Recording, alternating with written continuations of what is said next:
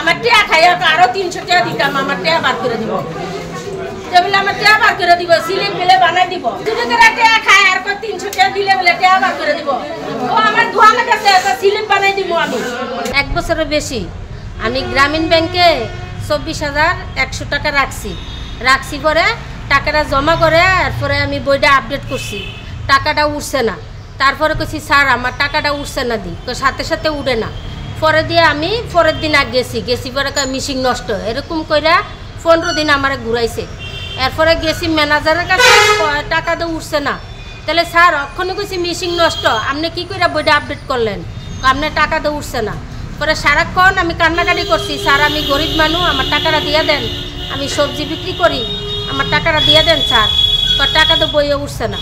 তারপরে আজকে আমি ব্যাংকে গেছি, কিছুদিন আগে সূর্য শাহ কেশিয়ার আমার দোকানে একটা লুক ফাটাইছে। কোন ব্যাংকের কেশিয়ার?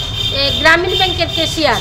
আমার দোকানে একটা লুক ফাটাইছে, 300 টাকা দিলে হ্যাঁ নাকি আমার স্লিপটা বার করে দিব। আমার স্লিপটা হারাই গেছে, হ্যাঁ 300 টাকা দিলে আমার টাকাটা বার করে দিব।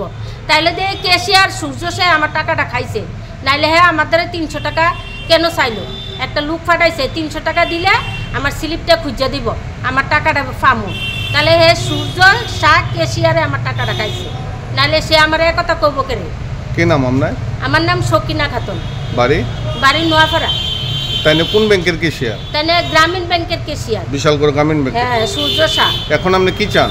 আমি চাই আমার টাকাটা হ্যাঁ ভালো ভালো দিয়ে দেব।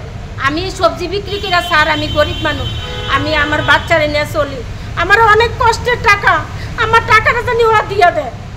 আমি আর কিচ্ছু ঝামেলা করতে চাই না, আমার টাকাটা দিয়ে দেব। আমি পরিশ্রম করে আমার মায়ের ডালে আমি 4টা ডাল ভাত খাই, আমার টাকাটা জানি সূর্য শাহ দিয়া দেয়, ও আমার টাকাটা খাইছে। নাইলে হ্যাঁ আমার দোকানে 2 দিন একটা লুক পাঠাইছে, 300 টাকা দিলে হ্যাঁ আমার টাকাটা বার করে দিব। তাহলে সূর্য শাহ আমার টাকাটা খাইছে, নাহলে এক কথা বলবে কেন সে?